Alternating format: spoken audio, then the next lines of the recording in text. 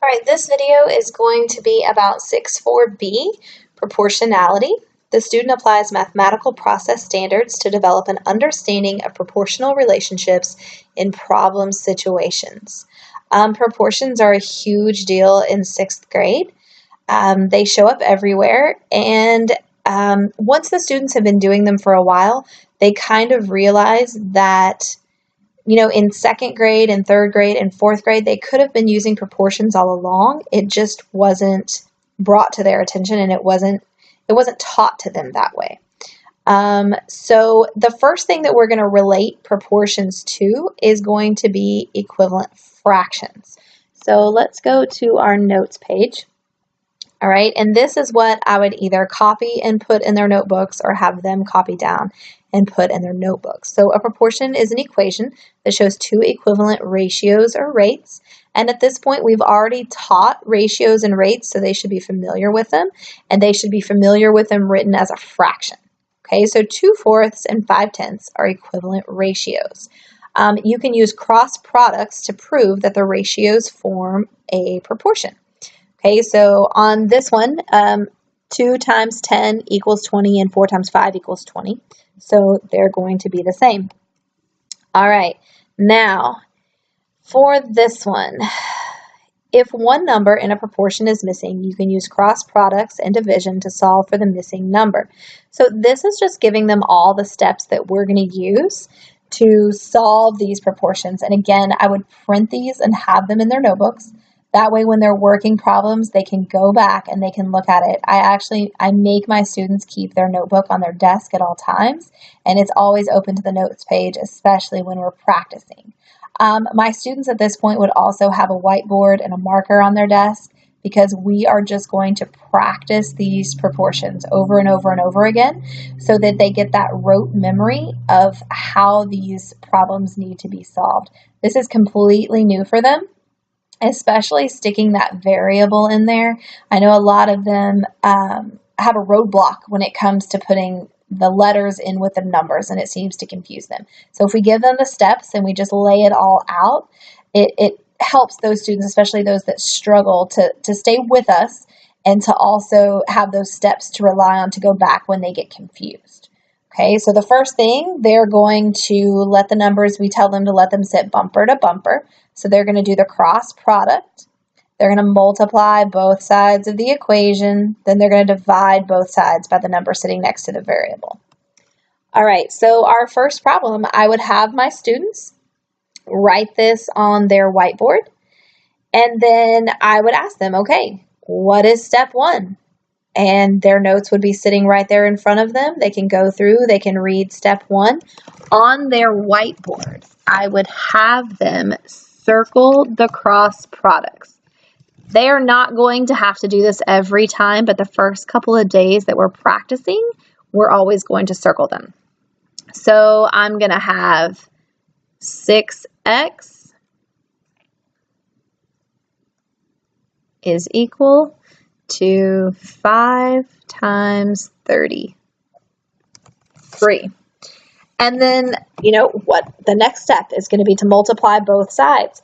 Well, then I always get questions when we talk about multiplying both sides because they always tell me that, 6 is being multiplied by x. How do I do that? And I explain to them that x is some number. We don't know what it is yet. So 6x has already been multiplied. They are already stuck together and good. The only thing that we have to worry about is the 5 times the 33. And 5 times 33 is 165, so we write that there.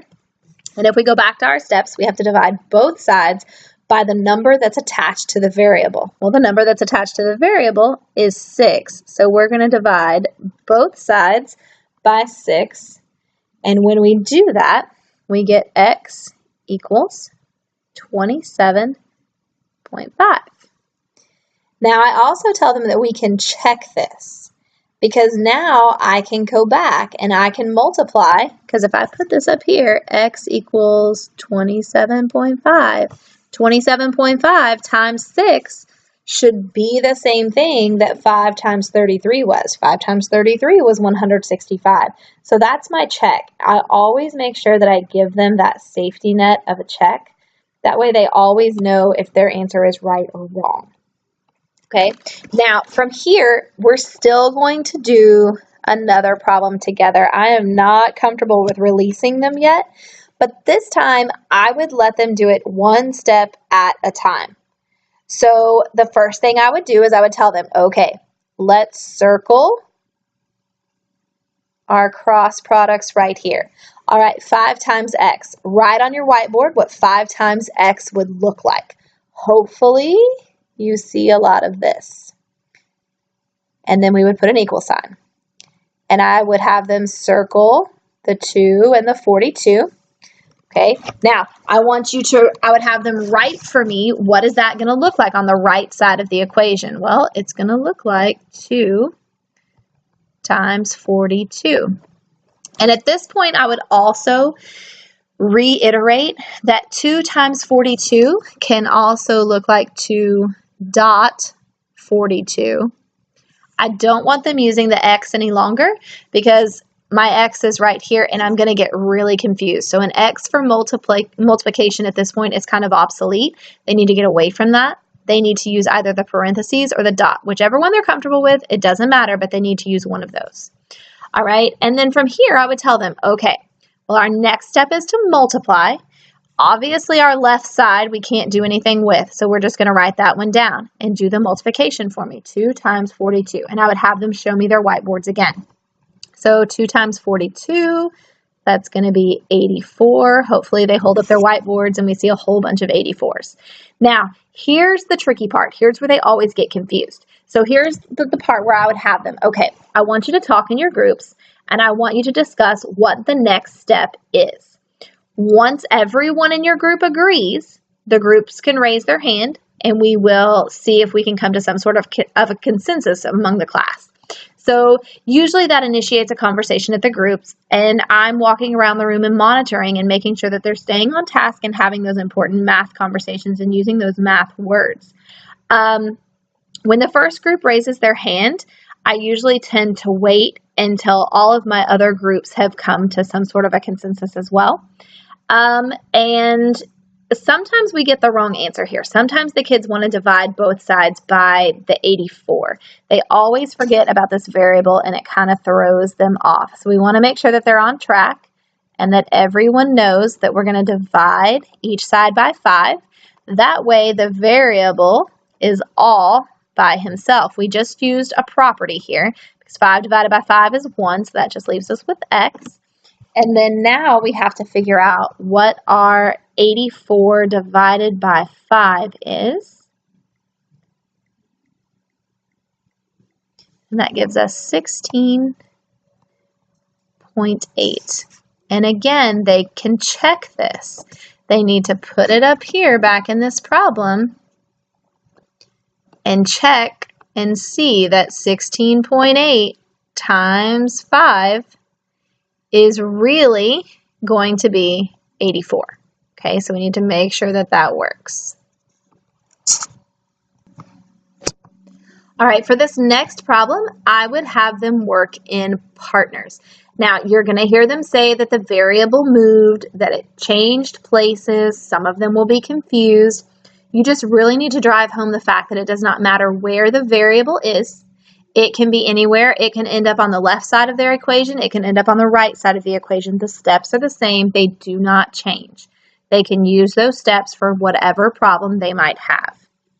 So once the partners do this one, and I make sure that everyone has the right answer, then for the rest of the problems in the flip chart, I would go through and I would alternate. I would have them do one together, one with a partner, one together, one with a partner.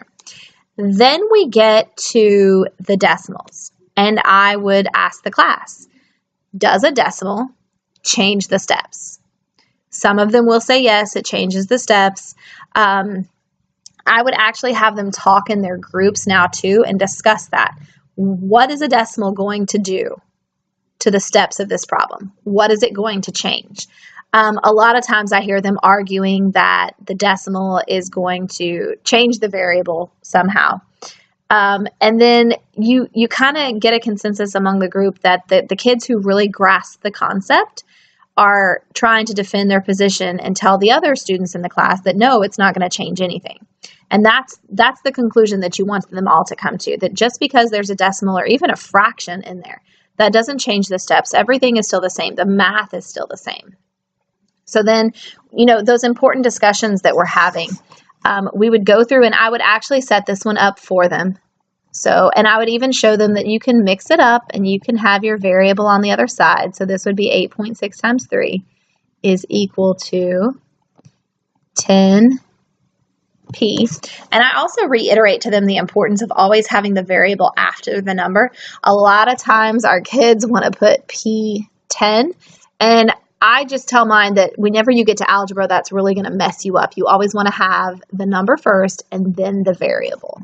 Let me erase that. And then once this is set up, they kind of see that, okay, this isn't so bad. This is the same thing that I did before. I still have to do my 8.6 times 3, which is 25.8, and that's going to be equal to 10p. And then now I'm going to divide. I want that variable by itself, so I'm going to divide both sides by 10. And again, I have taught my students that anytime I multiply or divide by a power of 10, all it does is move the decimal. Yes, I still have those students who have to set up the division, but a lot of mine really get it and understand that p is going to be equal to 2.58. And again, they can take this answer and they can plug it in and make sure that it works. Now, since we've done a decimal problem, I would have them, again, do this one with a partner, since it's another decimal problem.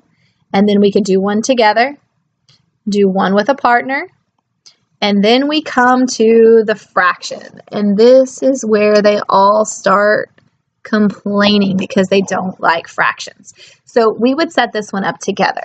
So again, we're going to circle. So I'm going to have 5x is equal to 1/4 times 56. All right, now my one question to them is, can I multiply a fraction and a whole number? And usually I get mixed responses, and I said, okay, well, what do I need to do to that whole number in order to turn it into a fraction? Hopefully you get the response that we have to put it over 1, and then I can complete my multiplication. So now I have 5x is equal to 56 over 4. And here is where I would stop them again and ask them, 56 over 4, what does that look like? I always ask my class, fractions are what operation? Your students need to know that fractions are division. The more that they understand that concept, the easier it's going to be for them to interact with the fractions and complete those higher level problems where the fractions are just thrown in with the regular work. So hopefully your students know that fractions are division, so they can just simply divide 56 by 4. So now I have 5x equals 14. And now I can complete step 3 and divide both sides by 5. And 14 divided by 5 is going to be x equals 2.8. And again, I can put that up here and I can solve the problem. You can also tell your students if they're not comfortable with doing the fractions right away, they can turn them into decimals. I don't really recommend that. I think they need to be able to go both ways. But if your like SPED or 504 students are really, really struggling, they can take this 1/4 and they can turn it into the 0.25. Oh, that looks awful. They can turn it into the 25/100ths and work it that way. All right, to close out the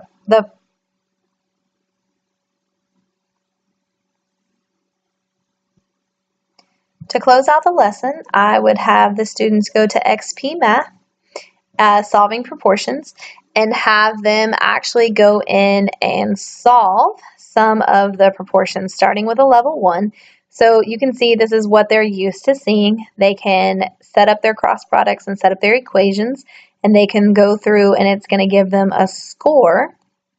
And so all they have to do is type in the number and it'll give them points, and they can earn. And usually I'll make them, raise their hand and show me, what their points are. So that way I can see how many they got right. They can also ask for a hint. There's an algebraic hint, which will show them what they need to do. And normally before they leave class, they need to have answered 10 questions before they leave, just to make sure that they have a full grasp. And now keep in mind, this is only the first day. We spend a lot of time on proportions, and this was just the introduction.